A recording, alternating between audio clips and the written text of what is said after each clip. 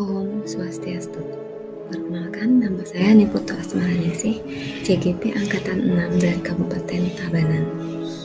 Pada kesempatan ini, saya ingin menyampaikan demonstrasi kontekstual modul 3.2, Pemimpin dalam Pengelolaan Sumber Daya.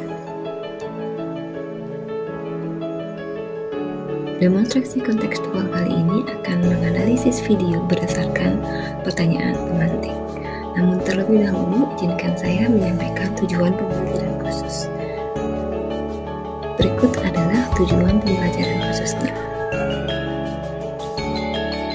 Kita lanjutkan ke pertanyaan pemantik. Pertanyaan yang pertama, kira-kira apakah visi dari sekolah tempat guru dalam video tersebut mengabdi?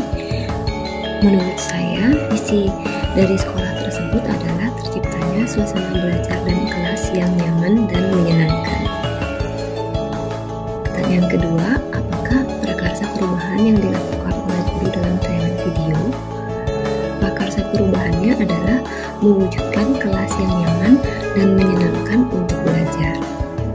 Kita lanjut ke pertanyaan ketiga, apakah pertanyaan utama dari kegiatan yang dilakukan oleh guru dalam tayangan video tersebut? Pertanyaan utamanya adalah bagaimanakah cara mewujudkan kelas yang nyaman untuk belajar? Pertanyaan selanjutnya, kegiatan atau tindakan apa yang dilakukan oleh guru dalam tayangan video yang menggambarkan tahapan bagja? Tahapan bagja terdiri dari yang pertama adalah pertanyaan utama, nomor 2 ambil pelajaran, yang ketiga gali mimpi, keempat jabarkan rencana, dan yang kelima adalah atur eksekusi. Tahapan-tahapan itu akan dibahas masing-masing sebagai berikut.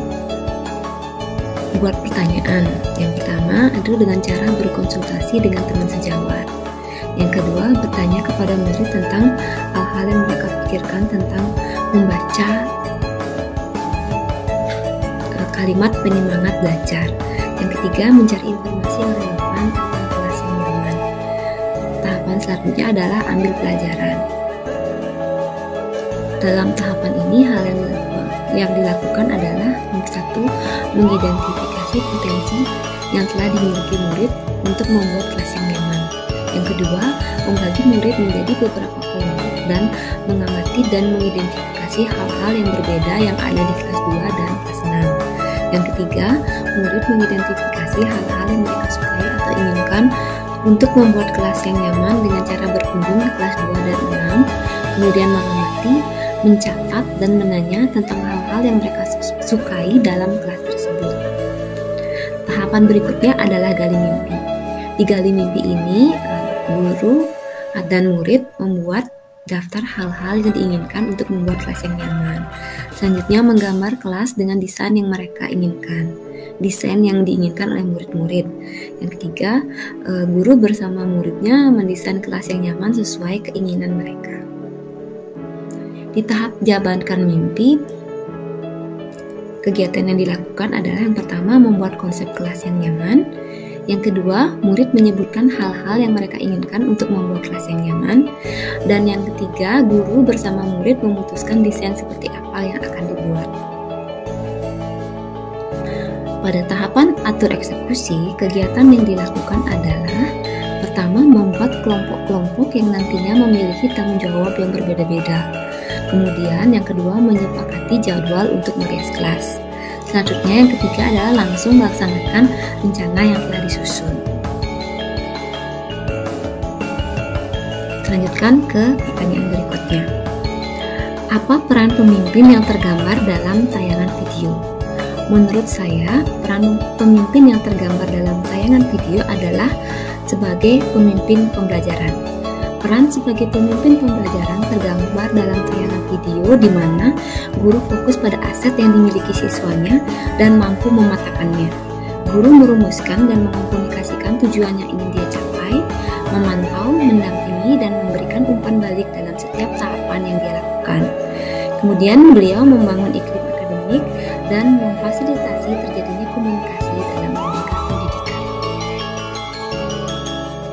Pertanyaan selanjutnya adalah apa modal utama yang dimanfaatkan oleh pemimpin pembelajaran dalam tayangan video, lalu bagaimana pemanfaatannya? Yang pertama adalah modal manusia. Modal manusia yang dimanfaatkan adalah guru dan murid. Mereka bekerja sama dalam merencanakan, membagi tugas, dan melaksanakan rencana untuk membuat kelas yang nyaman. Yang nomor dua, modal lingkungan. Modal lingkungan yang dimanfaatkan adalah bahan-bahan yang berasal dari alam yang dapat dijumpai di halaman sekolah seperti biji-bijian, daun atau ranting kering, serta bunga kering. Benda-benda ini dapat digunakan untuk membuat hiasan. Yang ketiga adalah modal fisik. Modal fisik yang dimanfaatkan adalah ruang kelas. Ruang kelas akan dirubah menjadi sebuah tempat belajar yang nyaman. Yang keempat adalah modal finansial. Modal finansialnya bisa jadi berasal dari bos atau komite. Dana ini digunakan untuk membeli kertas-kertas warna-warni atau bahan-bahan lainnya yang dapat digunakan untuk membuat kelas yang nyaman. Selanjutnya adalah modal agama dan budaya. Modal budaya yang dimanfaatkan adalah sopan santun. Ini terlihat saat berkunjung ke ruang kelas, serta gotong royong. Gotong royong terlihat saat mereka melaksanakan apa yang telah direncanakan, yaitu membuat kelas yang nyaman. Modal politik. Modal politik yang dimanfaatkan adalah kepala sekolah, di mana kepala sekolah memberikan dukungan atas usaha guru menjadi pemimpin pembelajaran. Sekian analisis tayangan video praktik baik yang menggambarkan pemanfaatan sumber daya sekolah untuk peningkatan kualitas pembelajaran murid. Semoga bermanfaat.